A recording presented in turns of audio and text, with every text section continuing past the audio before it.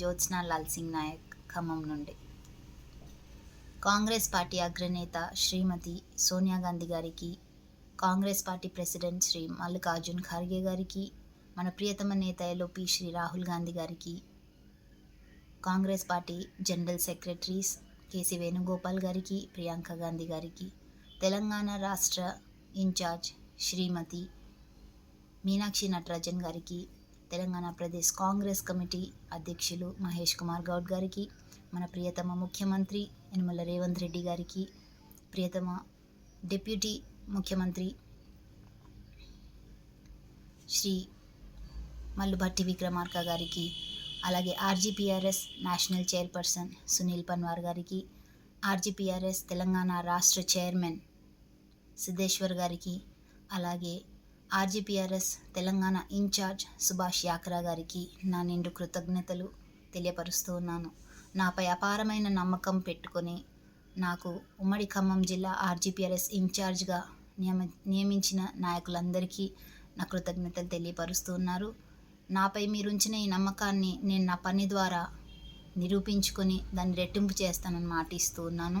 నా యొక్క సమయం, నా యొక్క తెలివి, నా యొక్క పట్టుదల అన్నీ కూడా కాంగ్రెస్ పార్టీకి నేను కేటాయిస్తానని, కాంగ్రెస్ పార్టీని బలోపేతం చేస్తూ క్షేత్రస్థాయిలో నా యొక్క పనిని నేను చేసి చూపిస్తానని మాట ఇస్తూ ఉన్నాను. కాంగ్రెస్ పార్టీ ద్వారా ప్రజలు సుఖంగా, సంతోషంగా రాష్ట్రంలో ఉన్నందుకే సర్పంచ్ ఎలక్షన్స్లోనూ, అలాగే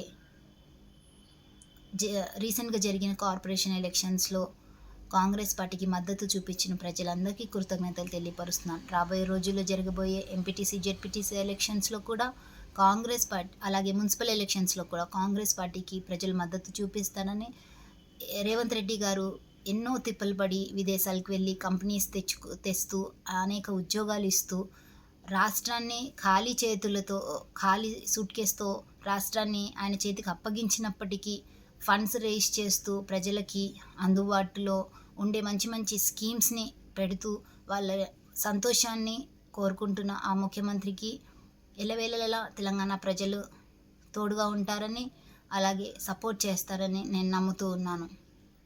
అలాగే ఆర్జీపీఆర్ఎస్ ఇన్ఛార్జ్గా నన్ను నియమించిన నాయకులందరి కృతజ్ఞతలు తెలియపరుస్తూ ఉమ్మడి ఖమ్మం జిల్లాలో ఉన్న 10 కాన్స్టిట్యుయెన్సీస్లో క్షేత్రస్థాయిలో నా పని చేస్తూ కాంగ్రెస్ పార్టీ యొక్క పాలసీస్ని, అలాగే కాంగ్రెస్ పార్టీ యొక్క రూల్స్ని ముందుకు తీసుకువెళ్తూ కాంగ్రెస్ పార్టీని బలోపేతం చేస్తానని, మరి ముఖ్యంగా రాజీవ్ గాంధీ యొక్క ఆశయాల్ని నెరవేరుస్తానని మాట ఇస్తూ మీకందరికీ మరి ఒక్కసారి కృతజ్ఞతలు తెలియపరుస్తున్నాను. Thank you so much.